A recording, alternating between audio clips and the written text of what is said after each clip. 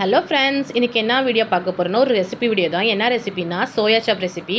இது என்ன இப்போ புதுசாக இருக்குதுன்னு பார்க்குறீங்க? ஆமாம், இது புது சோயா சாப் தான். நீங்கள் ரெண்டு சோயா சாப் பார்த்துருப்பீங்க. ஒன்று வந்து இப்போ கலர் போட்டது, ஒன்று வெள்ளையாக இருக்கும். கொஞ்சம் ஐஸ்கிரீம் குச்சியில் ரோல் பண்ணியிருக்கோம்ல, அது கூட அவ்வளோ நல்லா இருக்காது, வலுவலுன்னு இருக்குது. இந்த சோயாபீன் ஒரு தான் ட்ரை பண்ணி பாருங்கள். நானே ஃபஸ்ட் டைம் தான் வாங்கினேன், பார்த்தேன், இருந்துச்சு சூப்பராக, டேஸ்ட்டு நல்லா இருக்குது இதோடது, வலுவலுன்னு இல்லாமல். ஸோ இப்போ நான் இது எப்படி பண்ணேன்னா, ஃபஸ்ட்டு ஃப்ரை பண்ணி எடுத்துட்டு இது கட்டாக இருந்துச்சு. அதை சின்ன சின்ன ரோல் பண்ணி நானே கட் பண்ணி எடுத்து ஃப்ரை பண்ணிக்கிட்டேன். அதுக்கப்புறம் இதுக்கு என்னென்ன தேவைன்னா, தக்காளி, வெங்காயம், பூண்டு, பச்சை மிளகா தான். அது பியூரி பண்ணிக்கோங்க, மிக்சியில் அரைச்சி பியூரி ஷேப் இதில் கொண்டு வந்துடுங்க. அதுக்கப்புறம் அந்த பியூரை எடுத்து எண்ணெய் ஊற்றிக்கோங்க. நீங்கள் எண்ணெய் வேணால் எண்ணெயில் யூஸ் பண்ணலாம், இல்லாட்டி இந்த நெய்யில். என்கிட்ட கொஞ்சம் நெய் இருந்துச்சு, அதை கொஞ்சம் ஊற்றிக்கிட்டு அப்புறமா அது பத்தலை, அதனால் எண்ணெய் ஊற்றிக்கிட்டேன். எண்ணெய் ஊற்றிட்டு அதுக்கப்புறம் இந்த பியூரி அதில் போட்டு நல்லா வதக்கிக்கணும். எண்ணெய் வரைய எண்ணெய் பிரிஞ்சு வந்தப்புறம் நல்லா வதக்கி விட்டுக்கோங்க. அதுக்கப்புறம் அந்த எண்ணெய் பிரிவறதுக்கு கொஞ்சம் மூடி வச்சுருங்க. மூடி வச்சுட்டா நல்லா வெந்துடும். வெந்தப்புறம் அதுக்கப்புறம் பாருங்கள், அது எண்ணெய் பிரிஞ்சு வந்திருக்கும். அதுக்கப்புறமா நீங்கள் என்ன பண்ணணுன்னா,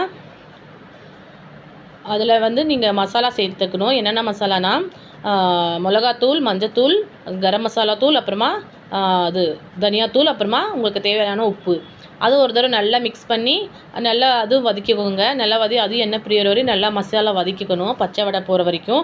அதுக்கப்புறமா நல்லா வதக்கினதுக்கப்புறமா நீங்கள் மூடி வச்சுக்கோங்க. மூடி வச்சு அது நல்லா வதங்கிடும். அதுக்கப்புறம் உங்களுக்கு தேவையான அளவு தண்ணி ஊற்றிக்கோங்க. தண்ணி ஊற்றிட்டு உங்களுக்கு எவ்வளோ தண்ணி வேணுமோ, ரொம்ப தண்ணியாக வேணுமா, கிரேவி வேணும், எந்த டைப்பில் ஊற்றி தண்ணியாக அது நல்லா கொதிக்க விட்டுருங்க. ஃப்ரெண்ட்ஸ், இந்த சோயா சாப் நான் ஃபஸ்ட் டைம் தான் யூஸ் பண்ணுறேன். ஃபஸ்ட் டைம் தான் ஒரு கடையில் தான் இருந்துச்சு. ஸோ நான் வாங்கி ட்ரை பண்ணேன், சூப்பராக இருந்துச்சு டேஸ்ட்டு. நீங்களும் ஒரு ட்ரை பண்ணி பாருங்கள். அதுக்கப்புறம் இது மசாலா நல்லா வெந்துருச்சு. அதுக்கப்புறமா அதில் காய்ச்ச பாலில் கொஞ்சம் வெளியே டண்டாவாக இருந்தால் கொஞ்சம் தனியாக வெளியே எடுத்து வச்சு கொஞ்சம் இது பண்ணி அதுமாதிரி ஊற்றி அதுவும் நல்லா கொதிச்சுட்டு, அதுக்கப்புறம் அந்த சோயா சாப் எடுத்து ஃப்ரை பண்ண சோயா சேர்த்துட்டு அதுவும் நல்லா வதக்கி விட்டு கொஞ்சம் நேரம் மூடி வச்சுருங்க, அந்த மசாலா இறங்குற வரையும். அதுக்கப்புறமா வெந்தப்புறம் ரெடி ஆயிரும். ஸோ ரெடி ஃப்ரெண்ட்ஸ், நான் இதுதான் நேற்று நைட் நான் பண்ணேன். ஃப்ரெண்ட்ஸ், இப்போ ரெடி ஆகிடுச்சு, வாங்க சாப்பிட்லாம். நான் சப்பாத்தி செஞ்சது அது கூட சாப்பிட்டுருந்தேன். உங்களுக்கு எது பிடிக்குமா சாப்பிடுங்க. ஃப்ரெண்ட்ஸ், இந்த வீடியோ பிடிச்சிருந்தா லைக் பண்ணுங்கள், ஷேர் பண்ணுங்கள், மறக்காமல் சப்ஸ்கிரைப் பண்ணுங்கள். நெக்ஸ்ட் வீடியோ பார்க்கலாம். பாய்.